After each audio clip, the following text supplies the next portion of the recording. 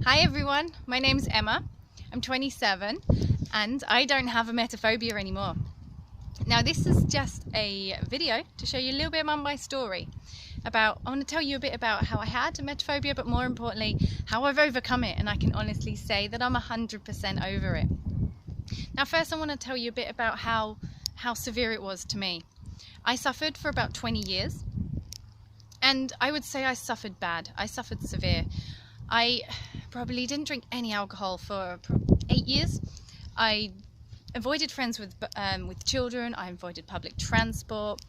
I overcooked everything. I had so many panic attacks over the littlest things. I couldn't hold down any jobs. I used to follow my mum around the house in my teenage years, asking if I was going to be all right, just telling me, please tell me I'll be okay. I missed out on so many things, so many parties that I just didn't feel strong enough to go to.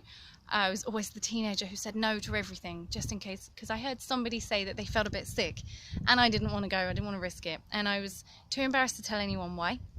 I was too embarrassed to tell anyone, so I lost a lot of friends that way and suffered in silence, I guess, because I was so embarrassed. I could go into great detail about all the coping mechanisms I had and all the things I used to do. But if you're watching this video, you probably already know, you probably do them. And you don't need me to go into great detail about how bad it was. It's more important if I go into detail of how good it is now and how you can get here. Now, I did it through the book. I read the book, and I'm not going to tell you it was really easy. It wasn't. It was quite a slow process as well. There was no point where I can tell you exactly when my life became okay and when it suddenly went away. It wasn't like that. Now, I started the book, and I didn't believe it too much at the beginning. I didn't think it was going to happen, but, I'll give it a go anyway. I've tried everything else, and nothing else worked. So I tried, and I suddenly started feeling a little bit better. So actually, I decided to come on holiday, which I think must have been down to the book, because if it wasn't for that, I probably wouldn't have had the confidence to do that anyway. So I came to Fuerteventura. I hadn't finished the book at this point, but I brought it with me. And while I was on holiday, I finished it. And it wasn't like it was suddenly okay, don't get me wrong there, but I suddenly had this, I felt confident. I thought, you know what, I do only live once, and I'm really going to try. So I stayed here. I didn't come home. I decided to start the new life, thanks to the book and this confidence. And now, look, I'm in my garden, you can see behind me with the volcanoes.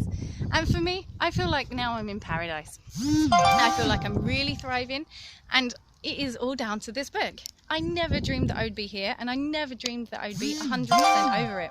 I thought that I would probably learn how to deal with it, deal with the problems, coping mechanisms, but I didn't have this much faith that I'd be here like this and it would be this good.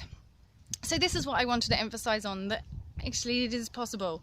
And I know how hard it was, how hard it is for you guys, because I was there, I had it. But so this leads me to the next bit, which for me is even more exciting. I've decided to help more, if I can help anyone else who suffered the same way, and I've decided to train to be a Thrive consultant myself. So I've just started my training. I've just got my first module, and I'm really excited, really looking forward to it. If I can just help any of you guys in the same way it helped me, and give you guys a bit of faith maybe that it is possible and this can happen, and to say that I really do understand, because I've been there.